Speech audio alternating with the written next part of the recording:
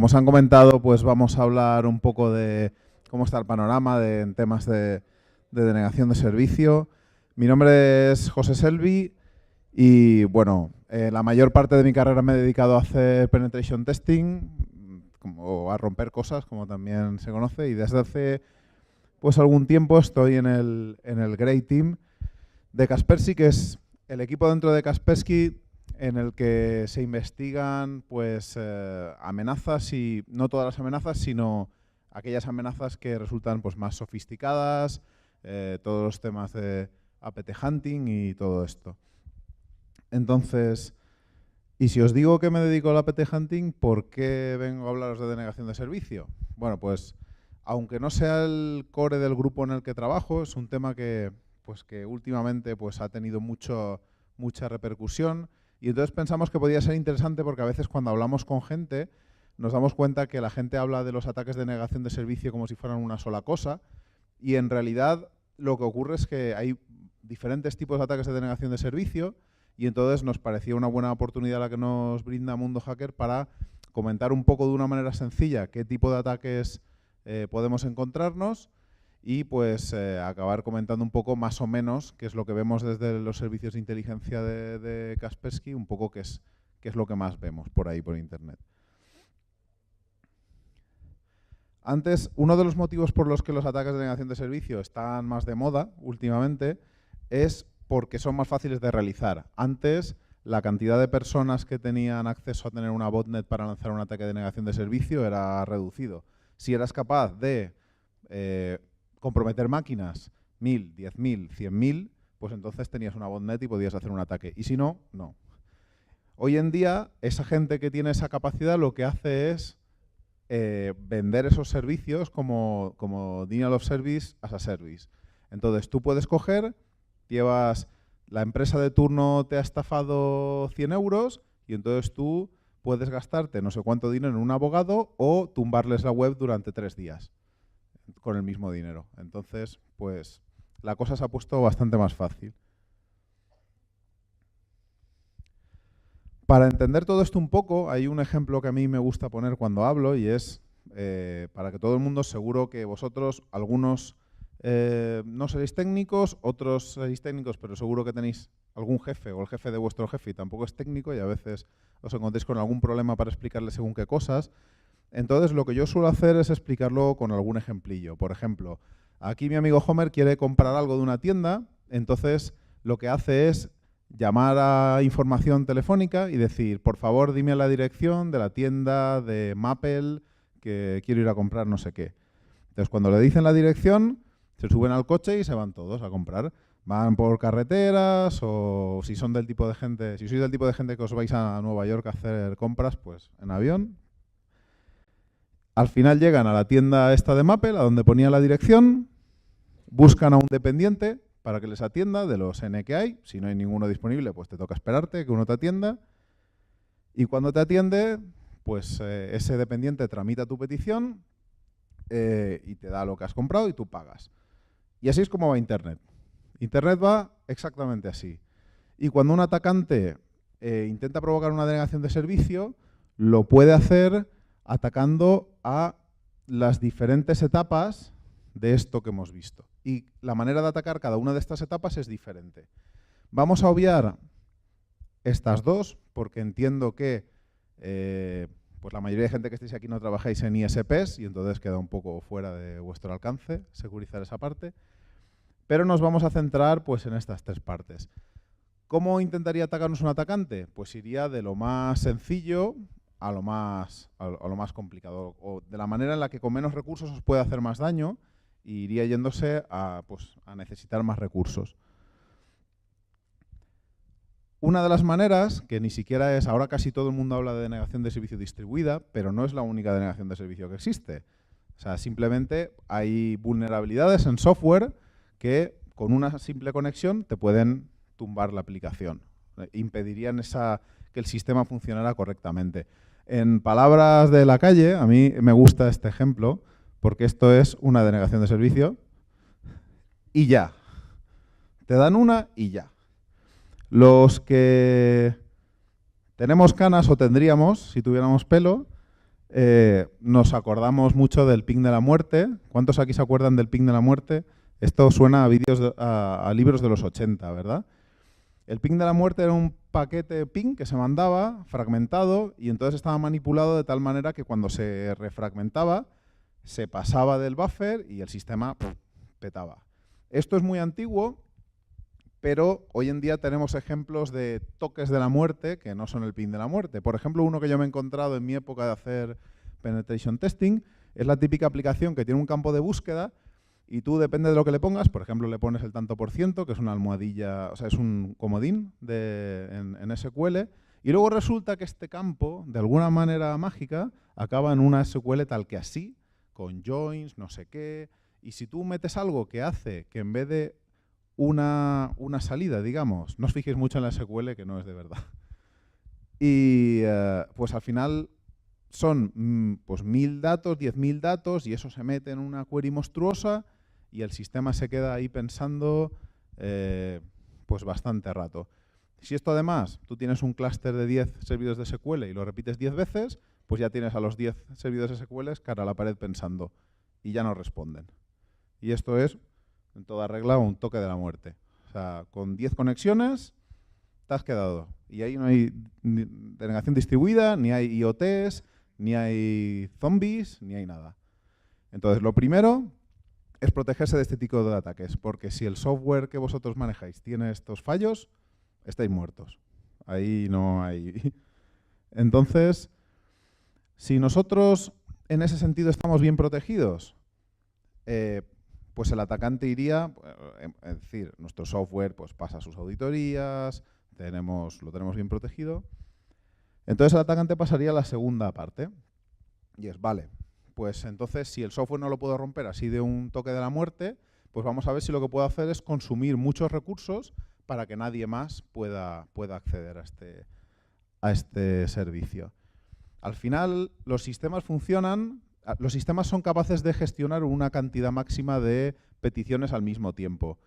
Es muy parecido a cuando vamos al banco, cuando vamos al supermercado y hay 3 cajeros, pues 3 son la cantidad de personas que pueden manejar al mismo tiempo. Entonces, si llega una persona y empieza a meter conexiones, digamos que los señores de negro son conexiones maliciosas, y empiezan ahí, ale, y a la cola, pues al final esa cola de peticiones que esas 2 personas que hay en este caso tienen que gestionar va creciendo, con lo cual el tiempo de espera de los usuarios legítimos crece, incluso puede llegar a ser tan grande que se colapse todo y que al final los señores de blanco lleguen y vean la oficina cómo está y se peguen la vuelta y se vuelvan a casa.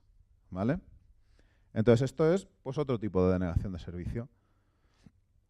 Uno de los ejemplos que además por aquí yo creo que se ha ido bastante, no sé si conocéis Loic. Loic es, o bueno, su versión WebLoic, son 2 herramientas que usa la gente de Anonymous y se ha utilizado bastante porque, sobre todo, bueno, yo he visto mucho utilizarse WebLoic, se utilizó pues en la última, si no recuerdo mal, huelga general que hubo, y entonces directamente la gente ponía en Twitter enlaces y la gente pinchaba, y el WebLoic lo que hace es generar conexiones, es poner a esas personas al esperar en la cola. Simplemente por tener una página abierta, el WebLoic tiene un JavaScript que va haciendo conexión, y vas pues metiendo gente en la cola. Una técnica que usan, o lo que intentan también cuando se emplean este tipo de técnicas, es que, como podéis imaginar, cuando tú vas a la cola a hacer una gestión, si tú tienes 10 personas delante, no es lo mismo si esas 10 personas tienen una gestión rápida que hacer que si tienen una gestión lenta. Entonces, lo que hacen los malos es intentar que esas gestiones de esas conexiones que hacen sean lo más lentas posibles. Entonces, utilizan diferentes técnicas. Una de las técnicas que es súper conocida fue la de Slow Loris. Entonces, ¿qué es lo que hace Slow Loris? Por poneros un ejemplo, como podría haber otros. Pues en lugar de hacer la petición HTTP, es un tema de HTTP, en vez de conectar y mandar todas las cabeceras con toda la petición, como haría una conexión normal, pues lo que va haciendo es poquito a poquito. Ahora mando una línea, me espero un poquito, ahora mando otra línea, me espero otro poquito, ahora mando otra línea más, me espero otro poquito, y entonces con eso consigue que la gestión que está realizando el sistema de esa petición sea más lenta que el de una petición normal, con lo cual tiene cogida ese recurso durante más tiempo. Es como si, seguro que os ha pasado alguna vez que estáis en la cola del supermercado y os toca delante un señor o una señora mayor y sacan un montonazo de monedas y empiezan 10 céntimos, y 10,20, y 10,30. Slow Loris, totalmente. Eso es Slow Loris. Si la parte de los recursos está más o menos solucionada, tenemos sistemas que nos filtran, nos diferencian las conexiones, ese tipo de conexiones que son reales, de las que no, tenemos pues el sistema bien dimensionado. Entonces, lo que hacen los atacantes es decir, bueno, pues si yo no te puedo colapsar tus recursos a nivel de sistemas, lo que voy a hacer es colapsar, digamos, esa entrada, o sea, el ancho de banda de tu conexión. Entonces, al final, tú pones a un montón de gente, mandas un montón de tráfico y eso se tiene que recibir. Aunque luego se filtre y no llegue más adentro, eso llega digamos, al router frontera. Y al final, aunque tú tengas muchos dependientes detrás que van a gestionar muchas peticiones, si tienes tanta gente en la puerta que tu puerta no cabe más por la puerta, pues poco hay que hacer también. Estos son los tipos de ataques, yo creo, de los que más estamos viendo últimamente. En este tipo de ataques hay una cosa que es interesante y además la manera de defendernos puede ser diferente y es saber si las conexiones que nos llegan, nos están llegando un montón de tráfico, y las conexiones que nos llevan de una serie de IPs, y estas IPs son IPs de verdad, o sea, son las IPs de donde me están atacando o no. Eso, la única manera de saberlo es pues pegar un vistazo al tráfico que os está llegando. En general, a no ser de que vuestros sistemas tengan más de 20 años, y si tienen más de 20 años, por favor, salid corriendo, que tenéis mucho trabajo que hacer.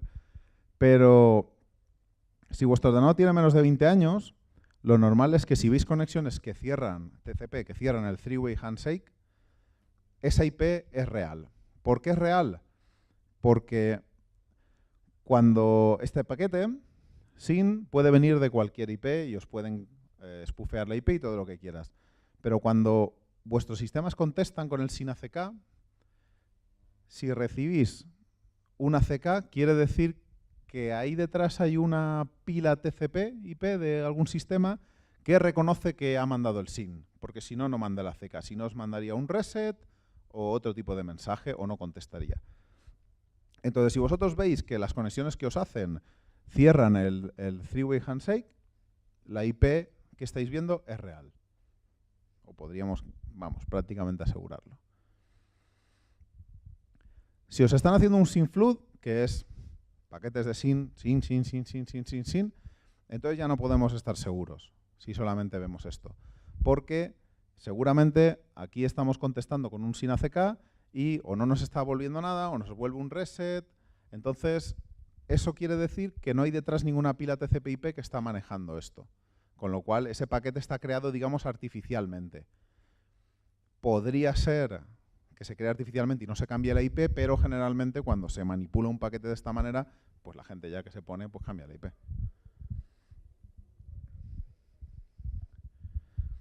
Esto, como os decía, cuando miramos el tráfico, pues podemos ver una serie de características que pueden hacernos ver que esa pila, o sea, que es algo que no es natural en una pila TCP/IP. Por ejemplo, una cosa que se usa mucho es el TTL, es algo que se usa mucho. El TTL es un campo que se pensó para evitar que los paquetes cayeran en un bucle de enrutamiento y acabaran colapsando las redes dando vueltas para siempre. Entonces les pusieron un numerito que se va decrementando cada vez que hacen un salto, y entonces si en algún momento llegan a 0, ese paquete se descarta. Así sabemos que ese paquete no va a estar corriendo para siempre. Pero, ¿qué es lo que pasa? Que, claro, cuando nos llega un paquete y nos llega con un TTL de 109, por ejemplo, podemos hacernos una idea de a cuántos saltos está el sistema que nos lo ha mandado.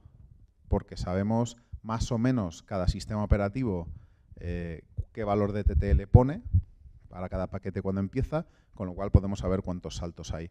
Si recibimos un montón de conexiones de un montón de IPs diferentes y todas nos llegan con el mismo TTL, uno arriba, uno abajo, porque las rutas pueden cambiar ligeramente. Eso quiere decir que probablemente vienen todas de la misma máquina. No son las IPs que vemos, pero vienen todas de la misma máquina. Y luego hay otros truquillos que podéis ver, como el IP ID, que es un numerito que pone el sistema operativo y sirve para que si en algún momento ese paquete se fragmenta por necesidades del MTU de las redes, ese paquete se fragmenta, cuando llega a destino y se va a volver a ensamblar, digamos que es el numerito que utiliza el sistema para saber que todos estos fragmentos pertenecían a un paquete original. Y entonces, como los sistemas operativos quieren evitar que el sistema receptor no sepa, o sea, tenga paquetes con el mismo IP ID, porque entonces no sabría reensamblarlos, pues lo que hace es mandarlos diferentes, pues muchas veces secuencial.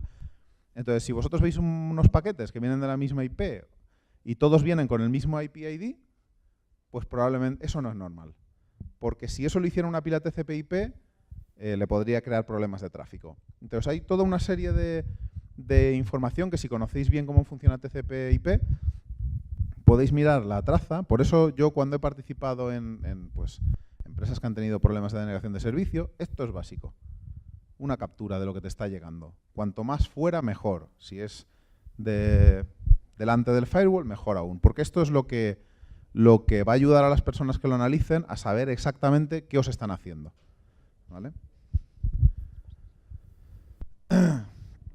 Algo que estaba muy de moda, estuvo muy de moda sobre todo a principios del año pasado, o detectamos un gran auge, son los ataques de amplificación. Ataques de amplificación, básicamente, bueno, se ha utilizado, generalmente se usa con protocolos que van sobre UDP, porque el UDP no hace el three-way handshake que os comentaba antes. Entonces tú puedes mandar un paquete UDP y espufear la IP y la respuesta llegará a donde yo le diga que he enviado. O sea, si yo le digo que el origen, yo te mando a ti un paquete y le digo que el origen eras tú le vas a mandar la respuesta. Y como no hay three-way handshake, tú no tienes ninguna manera de saber que yo no he sido, o sea, que él no ha sido el que ha mandado el paquete. Entonces han utilizado protocolos UDP como DNS, como NTP. ¿Y por qué los llaman de amplificación? Porque en general se usan protocolos en los que la petición es mucho más pequeña que la respuesta. ¿Vale? Digamos que si yo mando 10 bytes, una petición DNS son 10 bytes, que me lo estoy inventando, y la respuesta son 100 bytes, entonces estoy consiguiendo 10 veces el tráfico que yo tengo. Si yo tengo un router de 1 mega, pues estoy consiguiendo 10 megas. Dando a todo trapo, mi router de 1 mega, estoy consiguiendo 10 megas. Porque estoy consiguiendo un factor de amplificación por 10. O en ejemplo más de la calle, sería como darle una colleja a un culturista y cuando se quiera decir, ha sido este. La torta que viene de vuelta va a ser mucho más fuerte que la que ha ido de ida.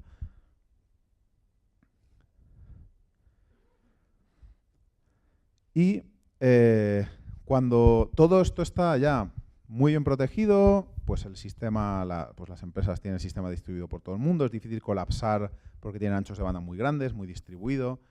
Entonces pasa lo que pasó con la red Mirai, que es que se van a atacar esto. Y es que si tú levantas el teléfono para preguntar la dirección de a dónde quieres ir y nadie te contesta, no sales de casa. Y eso es lo que pasó con la red Mirai y con los IoTs. ¿Cuál fue el problema que tuvieron estas empresas? Porque la verdad es que, bueno, puede parecer muy sorprendente que empresas del calado que cayeran en un ataque como estos. En realidad, no cayeron ellas. Cayeron la empresa que les proporcionaba los servicios de DNS. Cayó esa centralita a la que la gente llama para saber la dirección de dónde están sus servicios. Y cayeron porque había algunos de ellos que, digamos que todos los servidores DNS los tenían en la misma empresa. Entonces, al colapsar esa empresa, nadie podía preguntar. Había otras empresas que tenían parte de los servidores en una empresa y parte en otro. Entonces, cuando tu ordenador pregunta por un nombre, lo que hace, si hay varias alternativas, coge una, según el algoritmo que tenga el sistema, y si esta no responde, coge la siguiente. Si todas están en la misma empresa, pues entonces, y te cargas esa empresa con una cadena de negación de servicio, pues van a fallar todas. Si tienes dos empresas, como tenía en este caso Amazon, que le afectó menos al ataque pues, que a otros pues, empresas, entonces lo que pasará será que fallará, probará el siguiente, fallará también la resolución y al final llegará uno que está en otro proveedor y funcionará. Y además esto es bastante común. Esto cogí cogí al azar así 2 o 3 empresas conocidas españolas de seguridad y hice ¡pam! Y solo tenían un proveedor de DNS. O sea que al final esto, fijaros bien que cuando empresas del calado de Twitter, de Amazon y de todas estas empresas caen así en algo, probablemente era algo que no era tan evidente y es algo que es buen momento para mirar porque quiere decir que la mayoría de las empresas probablemente tengan también. Esto es más o menos lo que hemos visto desde nuestro centro de inteligencia y yo la verdad es que cuando me pasaron estos datos la primera vez dije, qué raro, porque en realidad si pensamos lo que sale en la tele es más bien ataques de UDP, ataques de HTTP, cuando hay caídas de estas que dices, ostras, han caído, normalmente no, pues no son sin flood. Y entonces estuve hablando con una de las personas que lleva estos temas en Kaspersky y me dijo, bueno, esto es por 2 motivos. El primero es porque en muchos de los ataques que salen en la tele lo que hacen es combinar el ataque UDP-HTTP con un SYNFLOOD para generar más ruido. Y el segundo es porque estos son los ataques que más se dan, no los más peligrosos. Pues, por supuesto, el catarro común es muy común, pero no quiere decir que sea el que causa más daño. Porque el SYNFLOOD pues, lleva muchos años y si tienes las medidas adecuadas, pues debería estar más o menos controlado. Ya para acabar, os voy a recomendar un recurso. En Kaspersky tenemos un blog que se llama SecureList, que publicamos cosillas. Entonces hay uno de los tags que ponemos, que es de DOS Attacks, y ahí sacamos informes cada trimestre de lo que hemos visto más o menos en nuestro centro de inteligencia y a veces sacamos pues alguna información interesante, como por ejemplo los números que antes, que yo no me acuerdo de cabeza, de cuántos cuesta tumbar algo, cuántos dólares y tal. Pues mira, en este artículo lo podéis ver, que ahí tuve compañeros que estuvieron haciendo cosillas y sacaron ahí varias webs de los malos que ponían cuánto te cuesta un ataque de no sé cuántos gigas por hora y que puedes ir y comprarlos y ya está, para que veáis lo fácil que es. Y eso es todo. Muchas gracias a todos por estar aquí. Espero veros otro día.